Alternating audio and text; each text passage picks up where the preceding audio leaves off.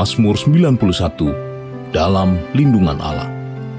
Orang yang duduk dalam lindungan yang maha tinggi dan bermalam dalam naungan yang maha kuasa akan berkata kepada Tuhan, tempat perlindunganku dan kubu pertahananku, Allahku yang kupercayai.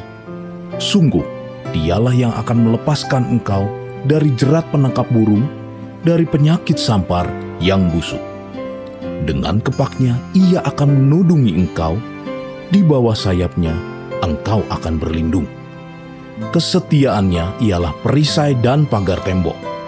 Engkau tak usah takut terhadap kedahsyatan malam, terhadap panah yang terbang di waktu siang, terhadap penyakit sampar yang berjalan di dalam gelap, terhadap penyakit menular yang mengamuk di waktu petang. Walau 1.000 orang rebah di sisimu dan 10.000 di sebelah kananmu, tetapi itu tidak akan menimpamu. Engkau hanya menontonnya dengan matamu sendiri dan melihat pembalasan terhadap orang-orang fasik. Sebab Tuhan ialah tempat perlindunganmu, yang maha tinggi telah kau buat tempat perteduhanmu. Malapetaka tidak akan menimpa kamu, dan tulah tidak akan mendekat kepada kemahmu. Sebab malaikat-malaikatnya akan diperintahkannya kepadamu untuk menjaga engkau di segala jalanmu. Mereka akan menatang engkau di atas tangannya, supaya kakimu jangan terantuk kepada batu. Singa dan ular tedung akan kau langkahi. Engkau akan menginjak anak singa dan ular naga. Sungguh hatinya melekat kepadaku, maka aku akan meluputkannya. Aku akan membentenginya, sebab ia mengenal namaku. Bila ia berseru kepadaku, aku akan menjawab. Aku akan menyertai dia dalam kesesakan. Aku akan meluputkannya dan memuliakannya. Dengan panjang umur akan kukenyangkan dia, dan akan kuperlihatkan kepadanya keselamatan daripadaku.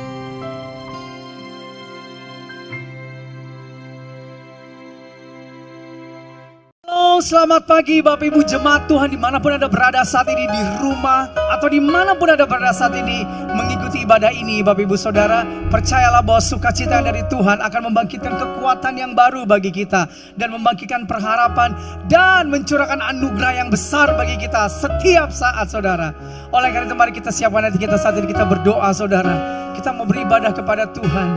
Kami menguduskan namamu Yesus sebagai Tuhan dan Raja dalam hidup kami. Terima kasih Tuhan Yesus. Kami bersyukur kepadamu ya Tuhan, kalau kami boleh ada sebagaimana kami ada hari ini ya Tuhan. Tuhan, semua karena anugerahmu, semua karena kebaikanmu ya Tuhan, boleh kami jalani.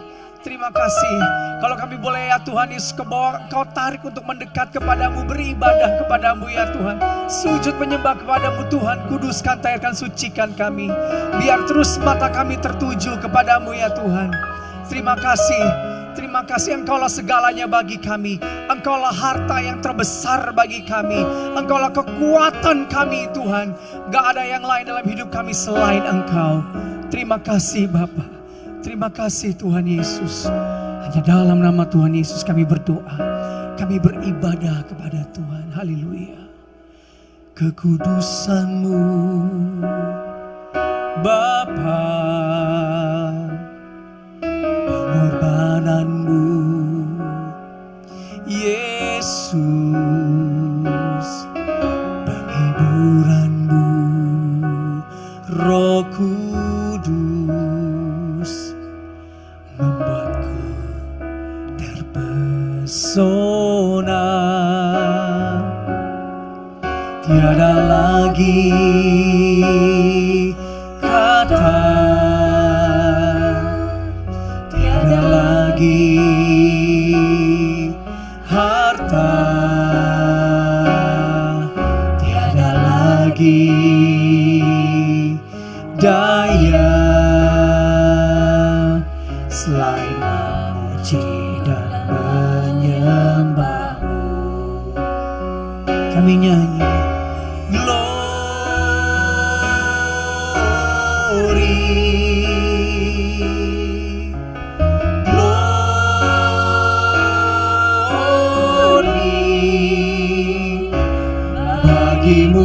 Yesus, Allah yang kudus selamanya.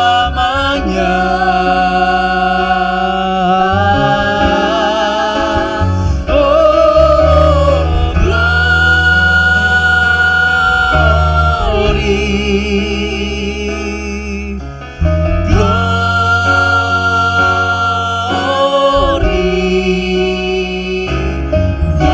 hosana bagi Sang Raja, haleluya. Wow, kekudusan-Mu Bapa, pengorbanan-Mu Yesus, hiburan-Mu Roh Kudus,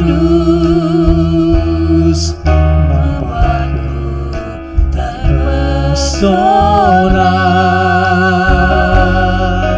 Tiada lagi kata, tiada lagi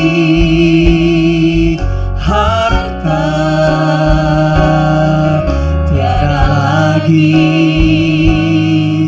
daya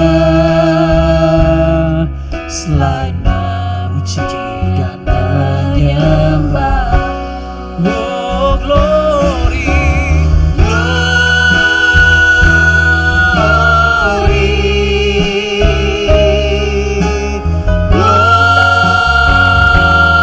glory bagi-Mu Yesus, Allah yang kudus selamanya. Oh, glory,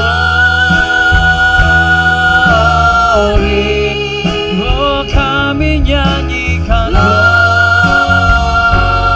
glory, nyanyi hosana bagi Sang Raja, haleluya.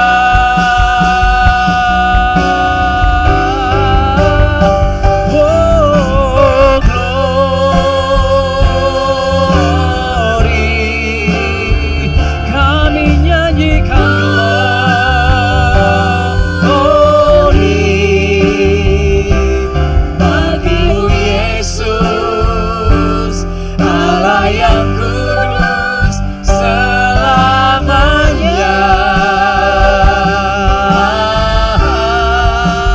Oh, glory,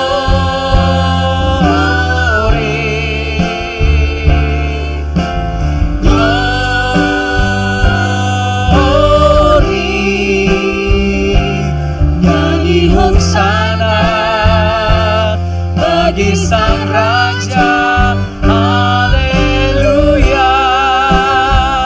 Nyanyi hosana bagi Sang Raja, haleluya. Nyanyi hosana bagi Sang Raja,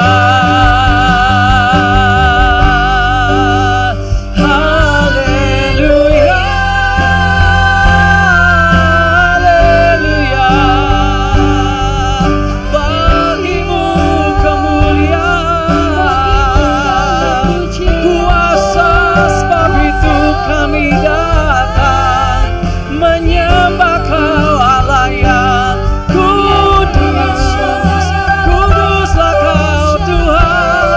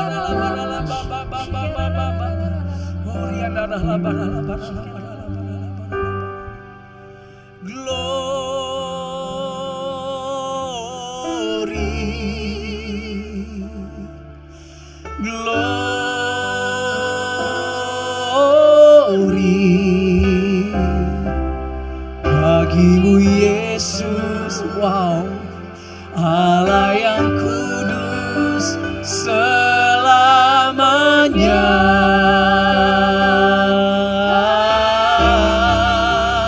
Oh, glory,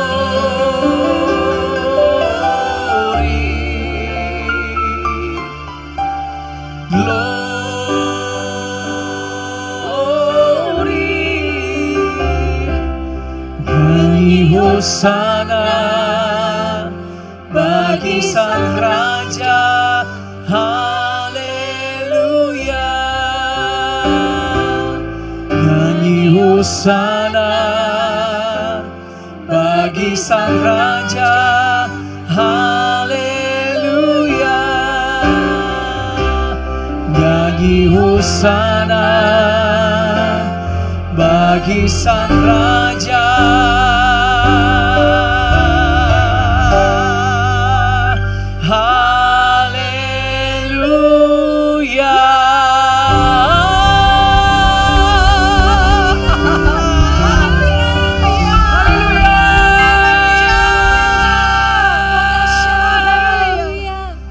terima kasih buat kekudusan-Mu yang turun tercurah saat ini ya Tuhan.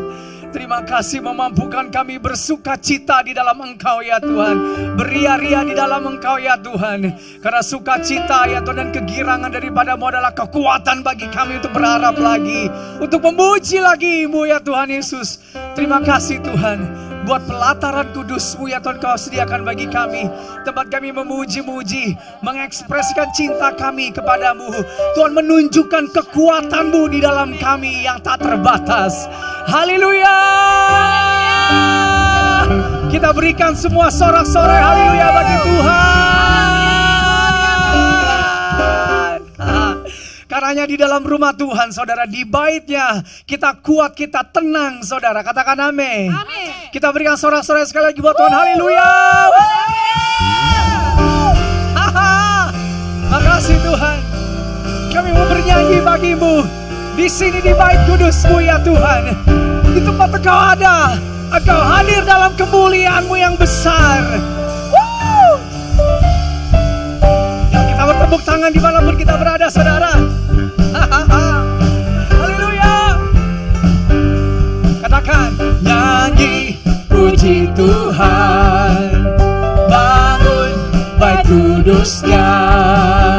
Di tempat ini Yesus telah hadir, kemuliaan Tuhan dinyatakan. Oh, sukacita, bangun bait kudus-Nya. Persembahkanlah seluruh hidupku bagi kemuliaan-Nya. Oh, nyanyi puji Tuhan, nyanyi puji Tuhan. Ayo bangun bait kudus-Nya. Di mana kita berada?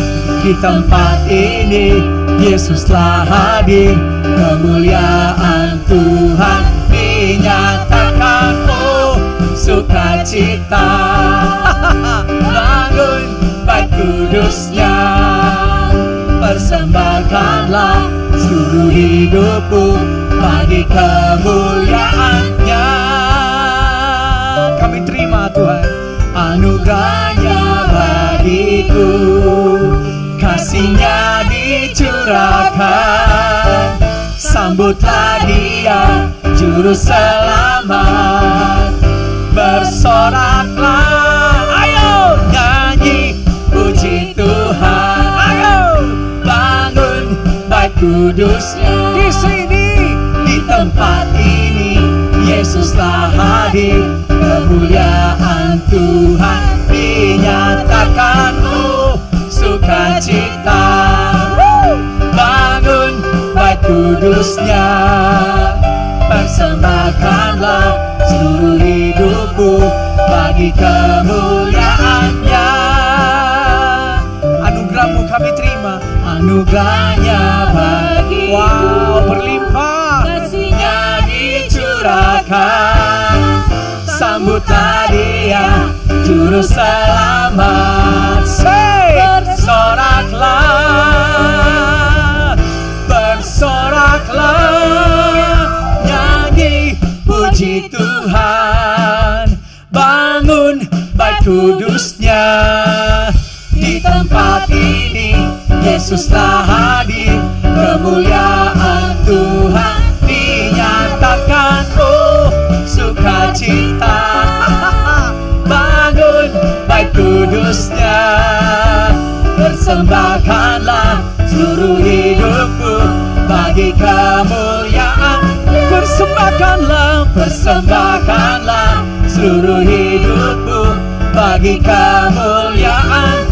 Persembahkanlah, persembahkanlah seluruh hidupmu bagi kemuliaan-Nya. Haleluya. Bertepuk tangan dimanapun kita berada, saudara. Penuhi rumah kita. Katakan, nyanyi. Anugerah-Mu dahsyat, anugerah-Mu ajaib, anugerah-Mu besar bagi kami Tuhan. Haleluya. Bapa, terima kasih Tuhan. Anugerah-Mu yang berlimpah selalu baru bagi kami Kau sediakan. Terima kasih kami boleh dikuatkan ya Tuhan. Terima kasih ya Tuhan. Dalam rumah-Mu ya Tuhan, anugerah-Mu selalu tersedia bagi kami. Berlimpah-limpah ya Tuhan. Seturut dengan kekayaan dan kemuliaan yang ada pada-Mu bagi kami. Terima kasih Tuhan Yesus. Terima kasih Tuhan. Terima kasih Tuhan Yesus. Ku ada sebab anugerah-Mu. Ku ada karena kasih-Mu, Tuhan Yesus. Ku berterima kasih buat kasih rahmat-Mu. Ku ada karena kasih-Mu. Ku ada sebab anugerah-Mu, Tuhan Yesus. Terima kasih buat kasih rahmat. Kami mau bersyukur. Terima kasih Yesus, Yesus. Terima kasih hanya anugerah-Mu buat hidupku sekarang. Ku kan memuji-Mu selamanya. Terima kasih Tuhan. Ku ada sebab anugerah-Mu. Ku ada karena kasih-Mu, Tuhan Yesus. Ku berterima kasih buat kasih rahmat. Terima kasih, terima kasih Yesus, Yesus. Terima kasih hanya anugerah-Mu buat hidupku sekarang. Ku kan memuji-Mu selamanya. Terima kasih, terima kasih Yesus, Yesus. Terima kasih anugerah-Mu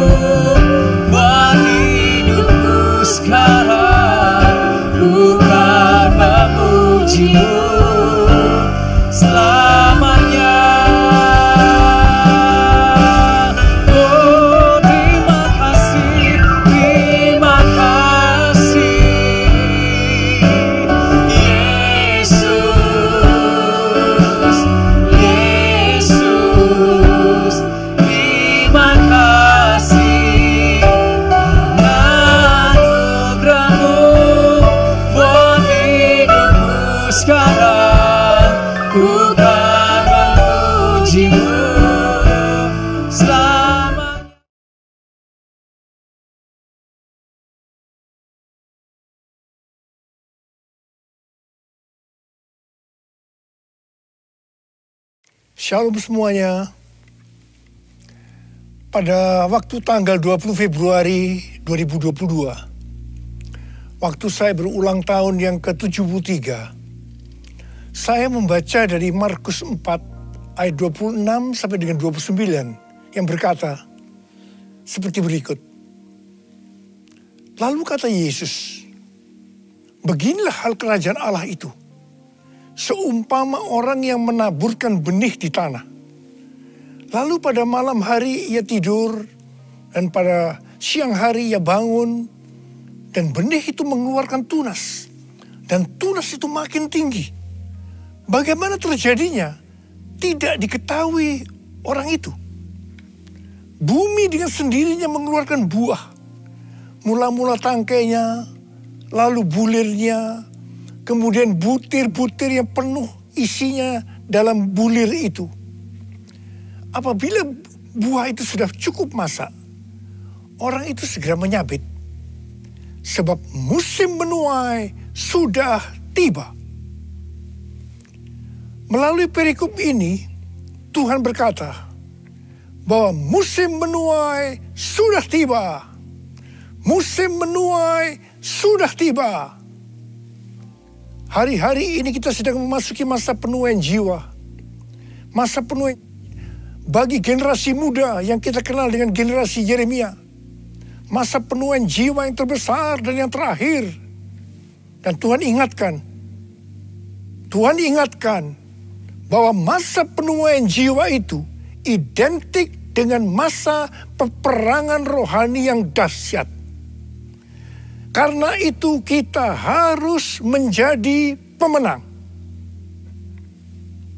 Pada waktu Yosua menggantikan Musa untuk masuk dan merebut tanah perjanjian, maka supaya menjadi pemenang, Tuhan berpesan kepada Yosua dalam Yosua 1 ayat 7 sampai dengan 9 yang berkata, hanya kuatkan dan teguhkanlah hatimu dengan sungguh-sungguh.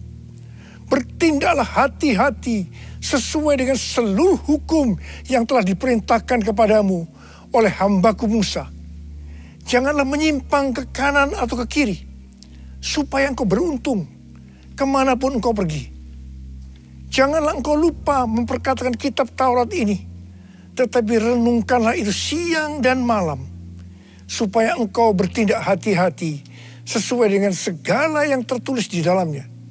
Sebab dengan demikian perjalananmu akan berhasil dan engkau akan beruntung. Bukankah telah kuperintahkan kepadamu, kuatkan dan teguhkanlah hatimu. Jangan kecut dan tawar hati, sebab Tuhan Allahmu akan menyertai engkau kemanapun engkau pergi.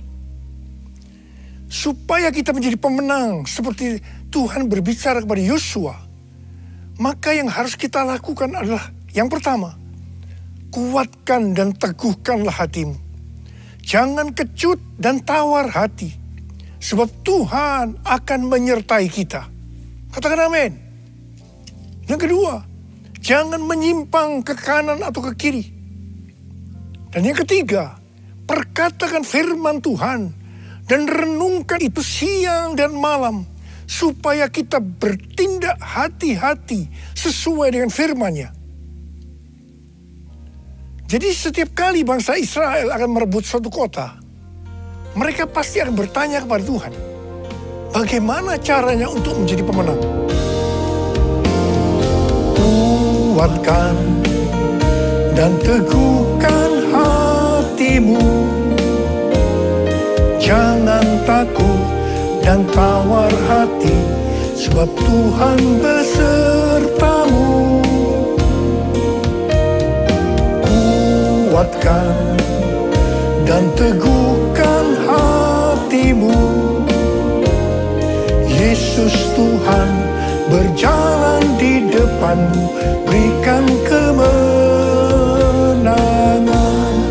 Yesus Tuhan berjalan di depanmu, berikan kemenangan.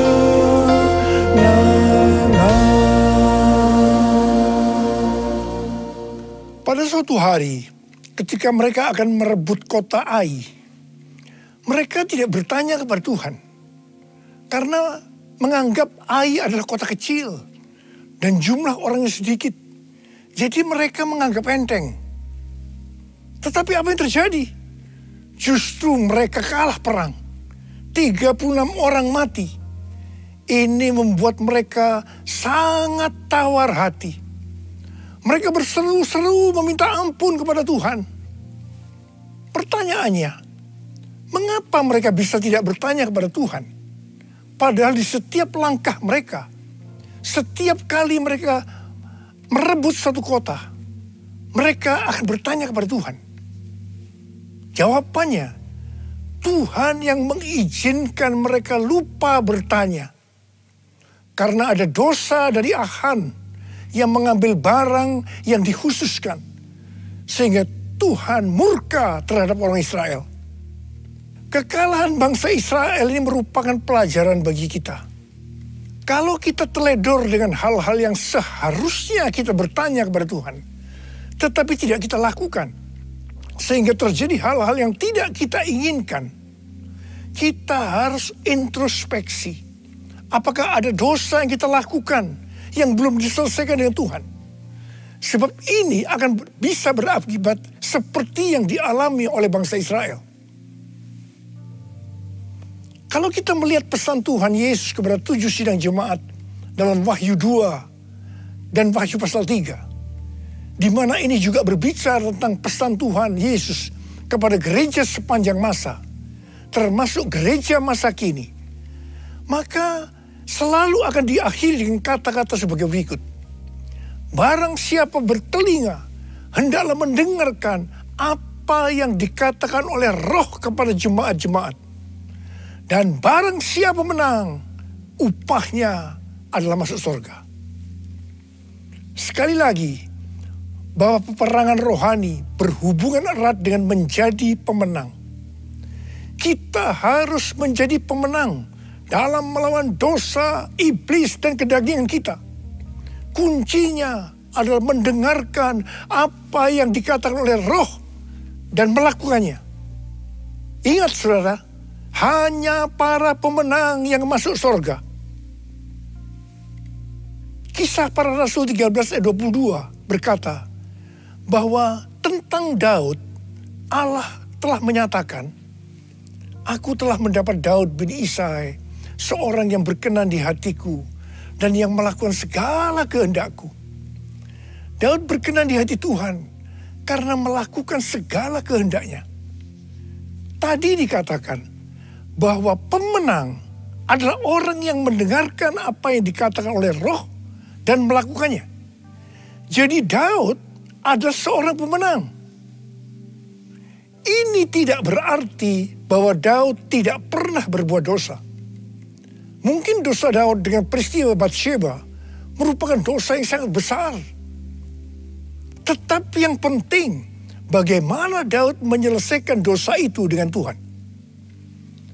Tidak banyak orang seperti Daud yang ketika ditegur dosanya langsung mengaku dan minta ampun. Banyak yang justru sebaliknya, mereka belit dan tidak jujur. Selain itu, Daud tidak berulang-ulang melakukan dosa yang sama.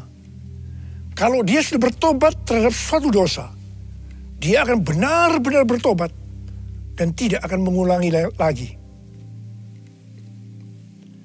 Pada waktu itu, Daud lari dari Yerusalem karena anaknya Absalom memberontak dan mau membunuh dia.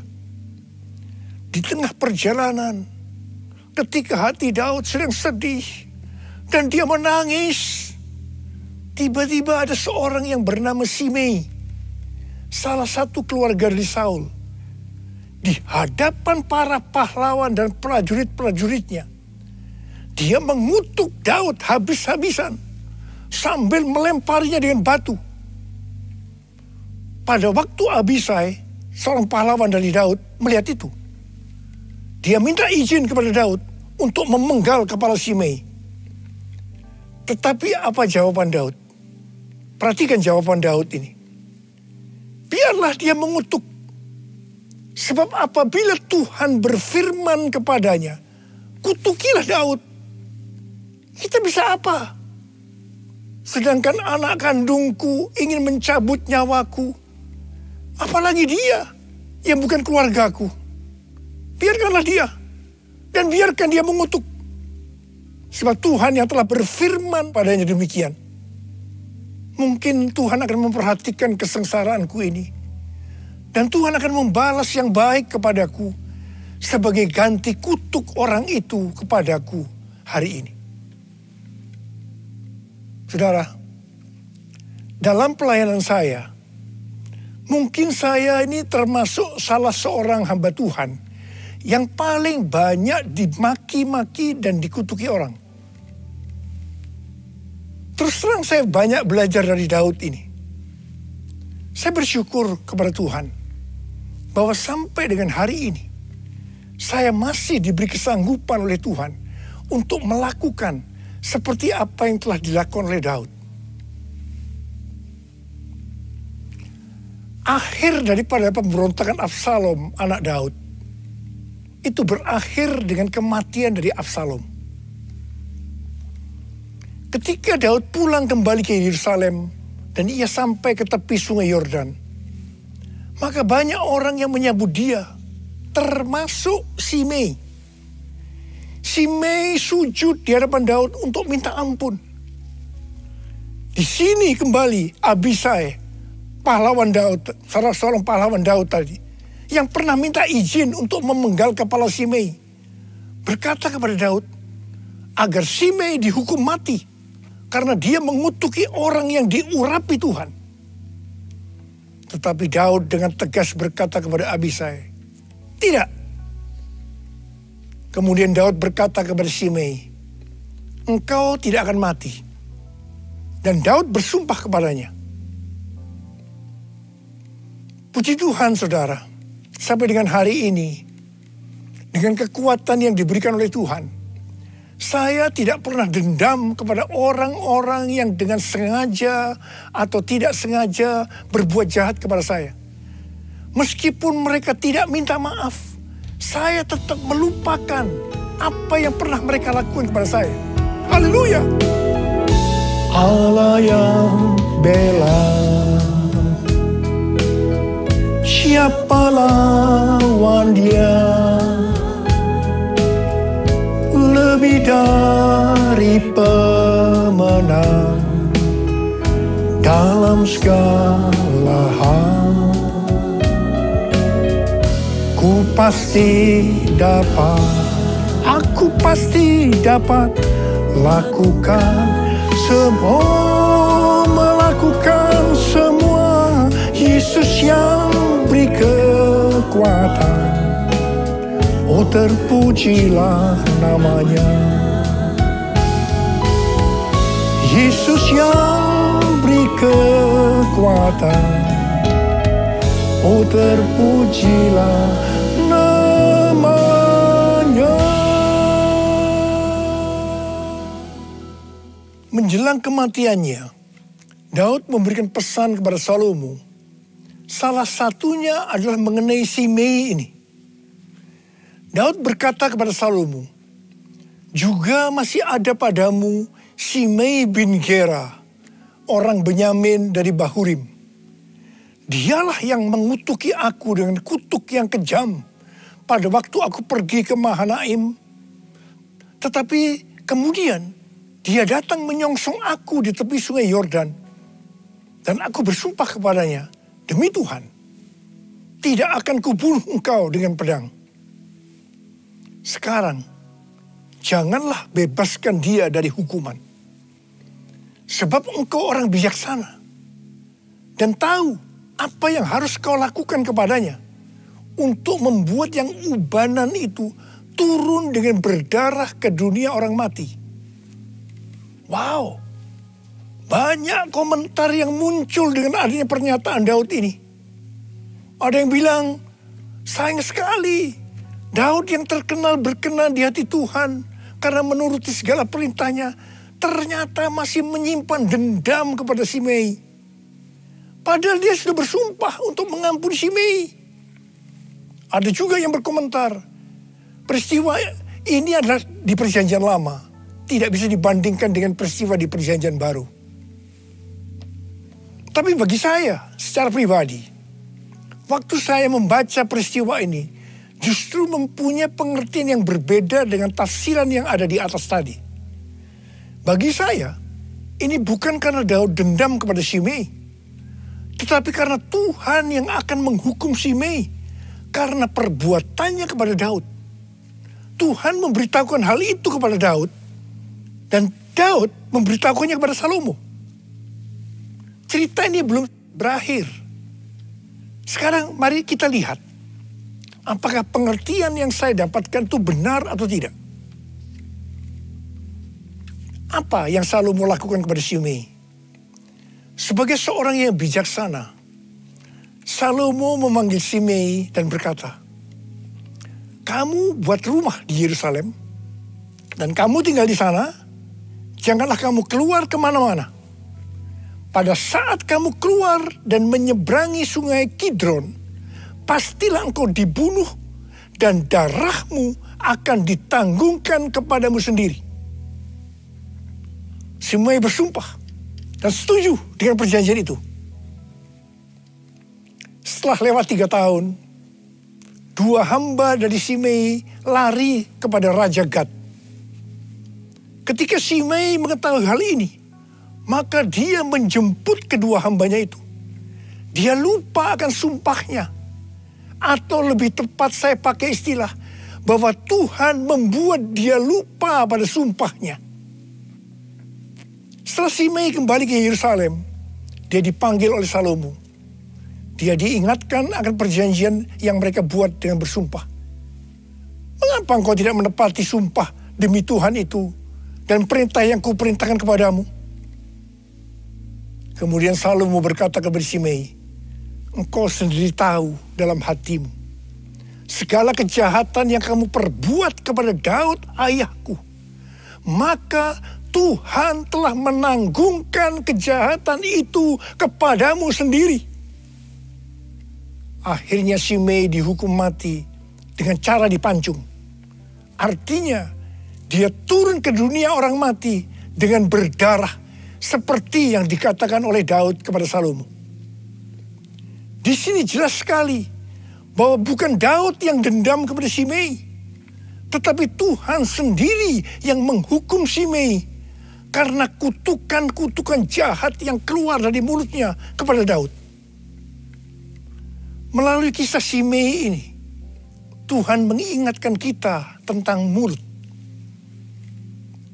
Menurut kalender Ibrani, bahwa dari tanggal 6 September 2021 sampai dengan 26 September tahun 2022, kita masuk dalam tahun 5782 yang disebut sebagai tahun Pebet. Pebet artinya 82. P adalah angka 80 yang menggambarkan mulut. Bet atau huruf kedua dalam alfabet Ibrani digambarkan dengan sebuah tenda atau rumah atau tempat kediaman. Ada 2 tempat tinggal dari umat manusia. Yang pertama adalah di bumi. Dan yang kedua, di sorga atau di neraka. Sekarang dalam tahun 5782 atau Pebet ini, kita diingatkan bahwa kita masih hidup dalam dunia ini. Tetapi segala apa yang kita lakukan, apa yang kita ucapkan, apa yang kita tuliskan dan ucapkan di media sosial, bukan seperti cara-cara dunia, tetapi harus dengan cara surga. Microsoft merilis tentang indeks keberadaban digital atau Digital Civility Index yang menunjukkan tingkat keberadaban pengguna internet atau netizen sepanjang tahun 2020. Ternyata tingkat keberadaban netizen di Indonesia sangat rendah. Dari survei terhadap 16.000 responden di 32 negara, Indonesia berada di peringkat 29 dan yang terburuk di Asia Tenggara. Wow, saya percaya dari netizen ini pasti juga termasuk orang-orang Kristen. Saya akan mengingatkan kepada saudara tentang perkataan Tuhan Yesus dalam Matius 12 ayat 36 dan 37 yang berkata, "Tetapi aku berkata kepadamu, setiap kata yang sia-sia yang diucapkan orang harus dipertanggungjawabkannya pada hari penghakiman. Karena menurut ucapanmu engkau dibenarkan, dan menurut ucapanmu pula engkau akan dihukum." Tuhan Yesus akan datang segera. Maka karena itu kita semua harus berhati-hati dengan mulut kita. Dengan apa yang kita tulis atau perkatakan di media sosial.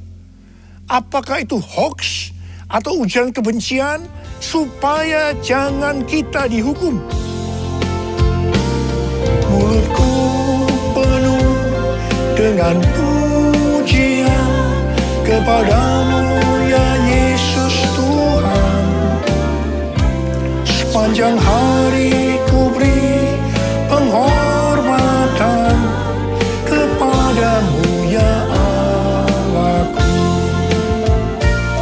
Kepadamu ya Allahku. Kepadamu ya Allahku. Kita harus mengingat 1 Korintus 6 ayat 19 yang berkata, "Atau tidak tahukah kamu bahwa tubuhmu adalah bait Roh Kudus yang diam di dalam kamu? Roh Kudus yang kamu peroleh dari Allah. Dan bahwa kamu bukan milik kamu sendiri." Sekali lagi saya ingatkan bahwa tubuh kita bukan milik kita sendiri. Mulut kita bukan milik kita sendiri, tetapi miliknya Tuhan Yesus. Karena kita sudah dibeli dengan harga yang mahal dari kuasa iblis dengan darah Tuhan Yesus sendiri. Kita harus menggunakan mulut untuk berbicara hal-hal yang sesuai dengan firman Tuhan. Termasuk juga saat berbicara dan menulis di media sosial. Karena itu, sekali lagi saya mau katakan, jadilah pemenang. Jadilah pemenang. Saya berdoa agar kita semua menjadi pemenang. Dan sekali lagi, hanya pemenang yang masuk sorga. Saya mau berdoa buat saudara. Ada berapa banyak di antara saudara yang berkata kepada Tuhan, "Tuhan, saya mau jadi pemenang. Saya mau jadi pemenang." Mari angkat tangan kita. Kita nyanyikan lagu ini bersama-sama. Allah yang bela, siapa lawan Dia? Lebih dari pemenang dalam segala hal.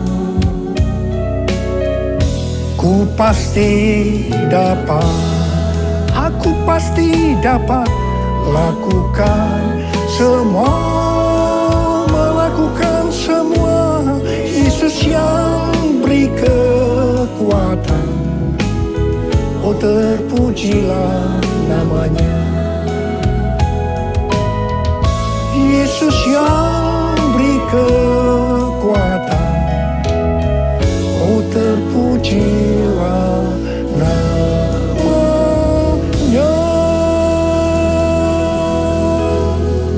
Ya Allah, masyarakat bala bala bala bala bala bala bala. Mulia la la la bala bala bala bala bala bala bala bala bala bala. Angkat tangan saudara. Saudara mau didoakan, mau jadi pemenang. Angkat tanganmu.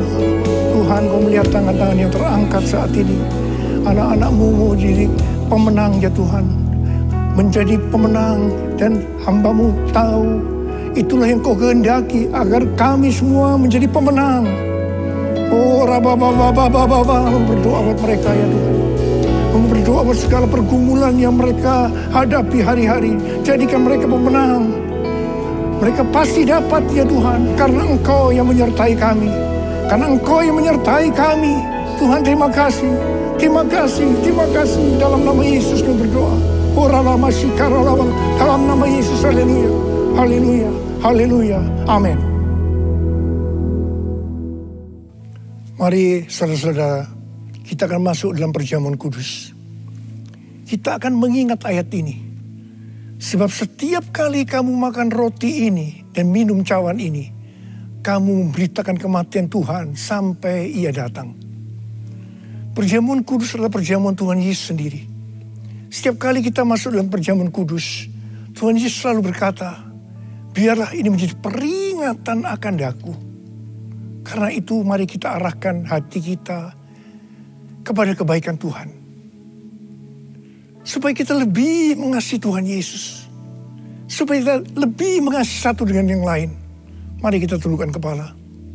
Tuhan, siapakah kami ini sebelum kami mengenal Engkau? Kami semua orang berdosa. Upah dosa adalah maut, mati. Tapi Engkau yang tidak berdosa telah dijadikan dosa oleh karena kami. Engkau harus turun dari surga mulia, menjelma menjadi manusia, mati ganti kami dengan penderitaan yang luar biasa. Sungguh kalau kami pikirkan Tuhan betapa baiknya Engkau itu. Engkau jadikan kami sebagai anak-anak-Mu. Engkau memberkati, Engkau menuntun, Engkau membela kami ya Tuhan. Engkau menyembuhkan kami, Engkau juga menegur kalau kami salah. Itu Engkau ya Aba, itu Engkau ya Aba. Tuhan terima kasih. Tuhan terima kasih. Tuhan akan memberkati kita melalui perjamuan kudus ini. Tapi Tuhan mau kita makan dan minum dengan cara yang benar. Karena itu mari kita introspeksi. Jujur di hadapan Tuhan. Jangan ada yang disembunyikan. Kalau ada hal-hal yang saat ini Tuhan ingatkan. Agar kita harus menyelesaikan dengan Tuhan. Mari kita selesaikan. Mari kita selesaikan sebelum kita masuk dalam perjamuan kudus. Katakan, ampuni saya Tuhan. Ampuni saya. Ampuni saya. Ampuni saya Tuhan. Ampuni saya. Kau melihat anak-anak-Mu yang sedang meminta ampun kepadamu ya Aba. Ampuni mereka. Ampuni juga hamba-Mu ini. Ampuni kami semua. Bapa, terima kasih. Kami akan masuk dalam perjamuan kudus dengan hati yang penuh ucapan syukur. Dalam nama Yesus kami berdoa. Amin. Sekarang mari kita angkat roti di tangan kanan kita tinggi-tinggi. Sebab apa yang telah kuteruskan kepadamu telah aku terima dari Tuhan. Yaitu bahwa Tuhan Yesus pada malam waktu diserahkan mengambil roti.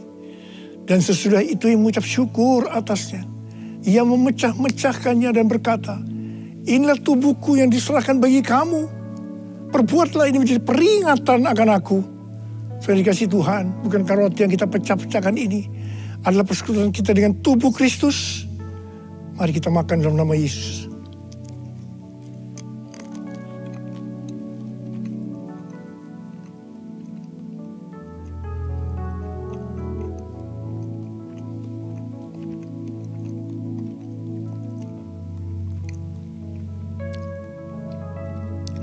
Mari, angkat cawan di tangan kanan kita tinggi-tinggi.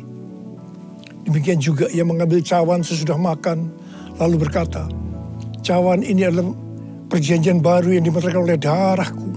Perbuatlah ini, setiap kali kamu meminumnya menjadi peringatan akan aku. Sudah dikasih Tuhan, bukankah cawan pengucapan syukur, yang atasnya kita ucapkan syukur, adalah persekutuan kita dengan darah Yesus. Mari kita minum dalam nama Yesus.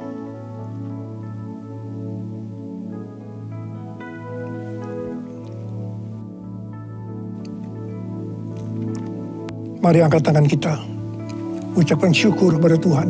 Dengan suara. Jangan diam. Tuhan terima kasih. Tuhan terima kasih. Buat kebaikan-Mu ya Tuhan. Oh rala bara bara bara bara bara bara. Terima kasih. Terima kasih Tuhan. Terima kasih. Tuhan terima kasih. Tuhan Engkau melihat anak-anak-Mu semua ya Tuhan. Engkau mengasihi mereka. Berkati mereka, Engkau menyembuhkan mereka yang sakit, yang dalam persoalan, Engkau memberikan jalan keluar. Mujizat terjadi dalam kehidupan mereka. Terima kesembuhan, terima mujizat Tuhan, terima. Terima kasih ya Aba. Terima kasih ya Aba. Terima kasih, terima kasih, terima kasih. Terima kasih Yesusku. Terima kasih Yesusku. Puji syukur hanya bagi Tuhanku. Terima kasih Yesusku. Terima kasih Yesusku. Puji syukur hanya bagi Tuhanku. Terima kasih. Terima kasih Yesusku. Terima kasih Yesusku. Puji syukur hanya bagi Tuhanku. Terima kasih Yesusku. Terima kasih Yesusku. Puji syukur hanya bagi Tuhanku. Puji syukur hanya bagi Tuhanku. Puji syukur hanya bagi Tuhanku.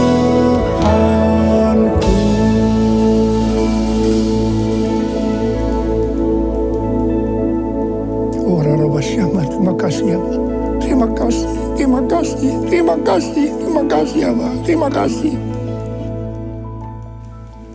Angkat tangan saudara, terimalah berkat Tuhan.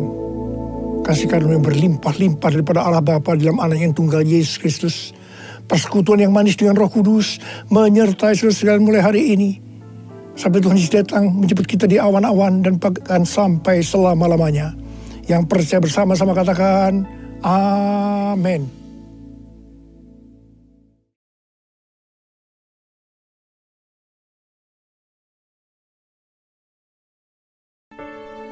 Pentakosta ketiga adalah pencurahan Roh Kudus yang dahsyat di zaman ini, melebihi yang terjadi di Azusa Street.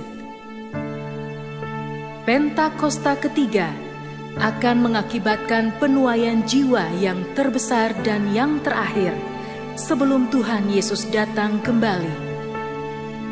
Pentakosta ketiga akan membangkitkan generasi Yeremia, yaitu anak-anak muda yang dipenuhi Roh Kudus, cinta mati-matian kepada Tuhan Yesus, tidak kompromi terhadap dosa, dan akan bergerak untuk memenangkan jiwa.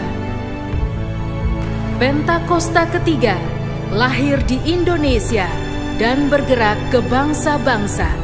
Gerakan ini dari timur ke barat dan akan kembali ke Yerusalem. Pentakosta ketiga akan memberikan kuasa untuk menyelesaikan amanat agung, dan setelah itu Tuhan Yesus datang kembali.